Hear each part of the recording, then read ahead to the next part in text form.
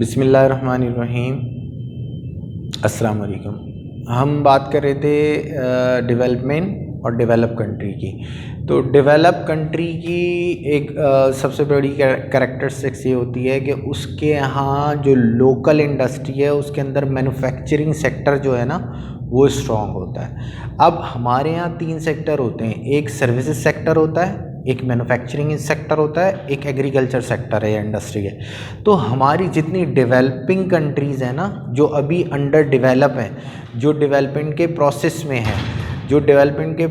में है, तो वो जो कंट्रीज़ हैं अभी उनका क्या है कि वहाँ पर इंडस्ट्रीज़ नहीं लगी हुई हैं। उनका क्या अल्टीमेट ऑब्जेक्ट होता है कि हमारे मुल्क में ज़्यादा से ज़्यादा इन्वेस्टमेंट आए, जितनी ज़्यादा हमारे मुल्क के अंदर इन्वेस्टमेंट आएगी उतनी ज़्यादा इंडस्ट्रीज़ लगेंगी, तो उतने ज़्यादा लोगों को क्या होगा, उतने ज़्यादा लोगों को एम्प्लॉयमेंट मिलेगा। जब लोगों को एम्प्लॉयमेंट मिलेगा तो उनके पास पैसे आएंगे, जब उनके पास पैसे आएंगे तो उनको स्पेंड करेंगे, जब वो उनको स्पेंड करेंगे तो उनको अपनी बेसिक नेसेसिटीज़ को पूरा करने में आसानी होगी। जब उनको बेसिक नेसेसिटीज़ को पूरा करेंगे तो बेसिक नेसेसिटीज़ क्या हैं, food, shelter, cloth and air. जो फूड आइटम जब मिलेगा तो फूड में क्या है, बेसिक फूड में क्या आता है, गरीब क्या खाता है, गरीब सबसे ज़्यादा जो रोटी है वो कौन खाता है, वो गरीब खाता है। जो जिसके पास पैसे हैं वो तो सो मैनी चीज़ें परचेज़ कर सकता है, वो तो पिज़्ज़ा भी खाता है, वो तो ब्रोस्ट भी खाता है, वो बाहर जाके बिरयानी भी खाता है, वो बहुत सारी चीज़ें परचेज़ कर सकता है क्योंकि उसके पास क्या है, उसके पास परचेजिंग पावर है। मगर जो गरीब है, गरीब सबसे ज़्यादा आटा जो कंज्यूम करता है, जो रोटी जो कंज्यूम करता है वो गरीब फैमिलीज़ करती हैं क्योंकि उनके पास इतनी चीज़ें अवेलेबल नहीं है अपनी बेसिक नीड्स को पूरा करने के लिए, उनके पास फ्रेश ड्रिंकिंग वाटर नहीं है। तो हम ये बात कर रहे हैं कि डेवलपिंग कंट्री का प्रॉब्लम ये होता है कि वहाँ पर अनएम्प्लॉयमेंट बहुत ज़्यादा होती है, और अनएम्प्लॉयमेंट बहुत ज़्यादा होने की वजह क्या होती है कि वहाँ पर जो भी इंडस्ट्री है वो इंडस्ट्री डिपेंड करती है ज़्यादातर एग्रीकल्चर सेक्टर पे। अब एग्रीकल्चर सेक्टर के क्या प्रॉब्लम है कि एग्रीकल्चर सेक्टर में हमारे पास जो लैंड का एरिया है वो तो इतना बड़ा है नहीं, वैसी पर ख़ानदान या पर फैमिली के अंदर बहुत सारे उनके यहाँ जो बर्थ रेट है वो बहुत हाई होता है। जो गांव के एरियाज़ हैं, जो हमारे विलेज हैं उनके अंदर, तो उनके अंदर पर हेड को जो ज़मीन डिवाइड होती है वो बहुत कम हो रही होती है। तो उसकी वजह से उनके अंदर ना वो जो लेटेस्ट टेक्नोलॉजी है, जो कल्टीवेशन के लिहाज से भी है, जो फार्मिंग के लिहाज से, वो लोग उसको भी नहीं जानते। अगर हम वही चीज़ चाइना में देखें, उनका एग्रीकल्चर सेक्टर देखें, अमेरिका का एग्रीकल्चर सेक्टर देखें, तो उनके यहाँ जो ग्रोथ है, उनके यहाँ जो प्रोडक्शन है वो बहुत ज़्यादा है। उनके यहाँ जो पर एकड़ क्रॉप्स होती है वो कंपैरेटिवली डेवलपिंग कंट्रीज़ के बहुत ज़्यादा है, क्योंकि अगर वो फार्मिंग भी कर रहे हैं, अगर वो एग्रीकल्चर सेक्टर में भी हैं, तो उसके लिए भी वो लेटेस्ट टेक्नोलॉजी यूज़ कर रहे हैं। वो उनको क्रॉप्स को कट करने के लिए भी, क्रॉप से जो है वो अल्टीमेट जो उनकी प्रोडक्ट है उसको निकालने के लिए भी मशीनरीज का इस्तेमाल करते हैं। वो पानी का भी बहुत एफिशिएंट यूज़ करते हैं। हमारे यहाँ क्या होता है, अभी तक हमारे यहाँ जो विलेज हैं, जो खेत हैं, जो गाँव का एरिया है, उसके अंदर वही हमारा मेथड ऑफ एग्रीकल्चर है जो 20 साल पुराना था।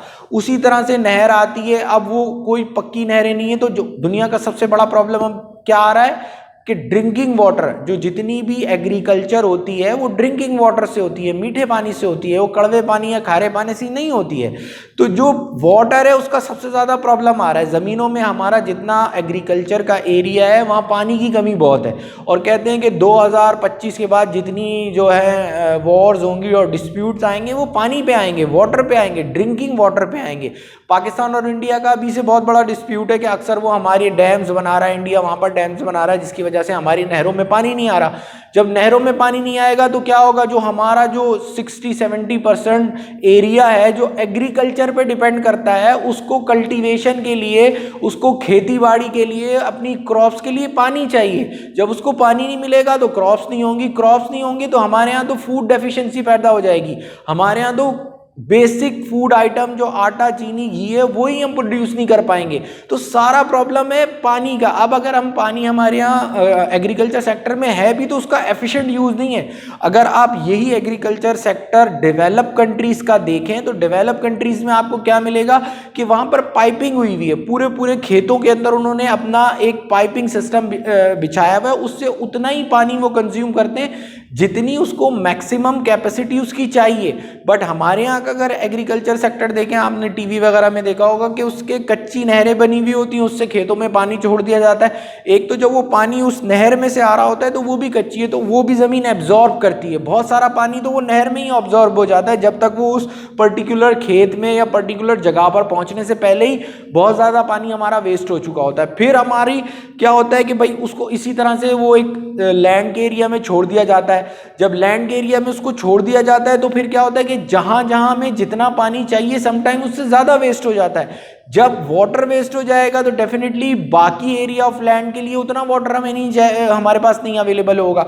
जब वो अवेलेबल नहीं होगा तो डेफिनेटली दूसरी क्रॉप्स हमारी नहीं होंगी, और दूसरी क्रॉप्स नहीं होंगी तो अल्टीमेटली उसका इफेक्ट क्या होगा कि मार्केट में जो हमारी डिमांड है, वेजिटेबल की डिमांड है, आटे की फ्लोर की डिमांड है, चीनी की, शुगर की डिमांड है, वो पूरी नहीं होगी। वो क्यों नहीं पूरी हो रही? क्योंकि हमारा एग्रीकल्चर सेक्टर उतना एडवांस या उतनी टेक्नोलॉजी का इस्तेमाल ही नहीं कर रहा कि जो इंटरनेशनली डेवलपिंग कंट्री में एग्रीकल्चर सेक्टर ने अडॉप्ट की हुई है। उनकी क्रॉप्स देखें, एक पर्टिकुलर एरिया में हमारी जो टोटल प्रोडक्शन या टोटल क्वांटिटी ऑफ क्रॉप्स है उसको कंपेयर करें एक डेवलप कंट्री की, जैसे अमेरिका है, चाइना है, और जितनी कंट्रीज हैं डेवलप कंट्री हैं, उनका जो एग्रीकल्चर सेक्टर है वो ज़्यादातर काम मैन मेड नहीं करते, वो ज़्यादातर काम मशीनरी के थ्रू करते हैं।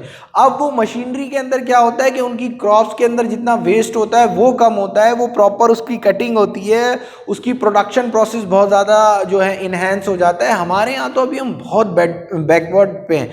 अभी हम पूरा इसको हमारे इकोनॉमिक डेवलपमेंट के अंदर इसका एक पूरा टॉपिक है एग्रीकल्चर का, उससे 2-3 क्वेश्चन बनते हैं, उसको हम पूरा डिस्कस करेंगे कि हमारे पाकिस्तान में एग्रीकल्चर सेक्टर की प्रॉब्लम क्या है, उनको क्रेडिट कितना मिलता है, वो कौन सा इक्विपमेंट यूज़ करते हैं, वो फर्टिलाइज़र कैसा यूज़ करते हैं, ये एग्जामिनर हमसे पूछता भी है, उसको हम डिस्कस करेंगे। बट अभी हम कर रहे हैं कि इकोनॉमी में जो 3 सेक्टर होते हैं, लाइक मैन्युफैक्चरिंग सेक्टर और हमारा सर्विसेज सेक्टर और एग्रीकल्चर सेक्टर, उसके अंदर मैन्युफैक्चरिंग सेक्टर तो हमारा है ही नहीं।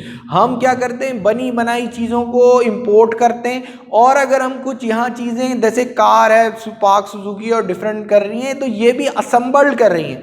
असम्बल्ड करने का मतलब क्या है कि जो उसके पार्ट्स हैं ये हमारे यहाँ नहीं बन रहे, उसके पार्ट्स डिफरेंट कंट्री से बने बनाए पार्ट्स हम इंपोर्ट करते हैं, और इंपोर्ट करने के बाद उसको यहाँ लाके सिर्फ जोड़ते हैं, असम्बल करते हैं, तो डेफिनेटली इतनी एम्प्लॉयमेंट क्रिएट ही नहीं होती।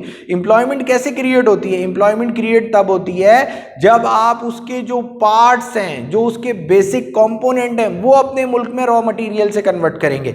जब आप रॉ मटेरियल से कन्वर्ट करेंगे तो आपको रॉ मटेरियल वाली इंडस्ट्री उठेगी, आपको फिर लेबर इंडस्ट्री उठेगी, फिर जहां पर वो मैन्युफैक्चर होंगे वहां लोगों को एम्प्लॉयमेंट क्रिएट होगा, उस चौकीदार को, उस लेबर को, उधर सफाई करने वाले को, वो वॉचमैन को, उन तमाम लोगों को एम्प्लॉयमेंट मिलेगी। तो जब इकोनॉमी ग्रो करती है या डेवलप होती है तो उसके लिए क्या चीजें इंपॉर्टेंट है? उसके लिए इंपॉर्टेंट ये है कि आपके अंदर मैन्युफैक्चरिंग सेक्टर जो इंप्रूव हो। अब हमारे यहाँ क्या है कि हमारे यहाँ थोड़ा बहुत हमें सर्विसेज सेक्टर में हम इंप्रूवमेंट आई है, क्योंकि जो रूरल एरिया है, जो हमारे विलेजेस हैं, उनमें तो अभी तक हम टोटली जो मोर देन हमारी पॉपुलेशन वहाँ रहती है वो एग्रीकल्चर पे डिपेंडेंट है, और वो एग्रीकल्चर सेक्टर भी हमारा डेवलप नहीं है, जिससे हमारी पॉपुलेशन का बहुत बड़ा हिस्सा जिससे रिलेटेड है वो हमारा ही सेक्टर डेवलप नहीं है, क्योंकि हमारी पॉपुलेशन ज़्यादातर किस में रहती है? रूरल एरिया में रहती है। अर्बन में, शहरी इलाकों में कम है, रूरल एरिया में ज़्यादा है। अब वहाँ से लोग छोड़ के यहाँ जॉब करने आते हैं, बट उनके पास कोई स्किल्स नहीं होती, कोई नॉलेज नहीं होती,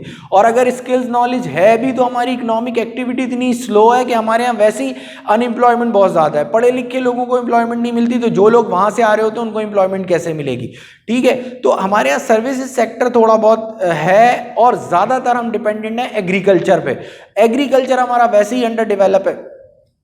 एक्चुअली डेवलपिंग के लिए ज़रूरी क्या होता है कि आपका मैन्युफैक्चरिंग सेक्टर स्ट्रांग हो। जैसे जापान है, जैसे जापान की आप देखो, जापान की गाड़ियाँ हर बंदा बोलता है यार जैपनीज पार्ट होना चाहिए, जैपनीज कार होनी चाहिए, यूएसए की कार होनी चाहिए, यूएसए के क्लोथ होने चाहिए। उन लोगों का जो मैन्युफैक्चरिंग सेक्टर है वो सेक्टर उनका बहुत ज़्यादा डेवलप है। जब वो सेक्टर डेवलप है तो डेफिनेटली उनके और बहुत सारे सेक्टर उससे इंटर रिलेटेड है जो वो डेवलप है। तो हमें ये समझने की बहुत ज़रूरत होगी कि जो डेवलपिंग कंट्रीज़ हैं उनको अपनी इंडस्ट्रियाँ स्ट्रॉन्ग करनी है, और जब वो इंडस्ट्री स्ट्रॉन्ग करेंगे तो वो चीज़ क्या कहलाएगी? इकोनॉमिक इकोनॉमिक ग्रोथ कहलाएगी, डेवलपिंग नहीं कहलाएगी कि इकोनॉमिक डेवलप हो गई है, वो ग्रोथ कहलाएगी। क्योंकि ग्रोथ का बेसिकली मकसद क्या है? ग्रोथ का बेसिक मकसद है increase in production of goods and services.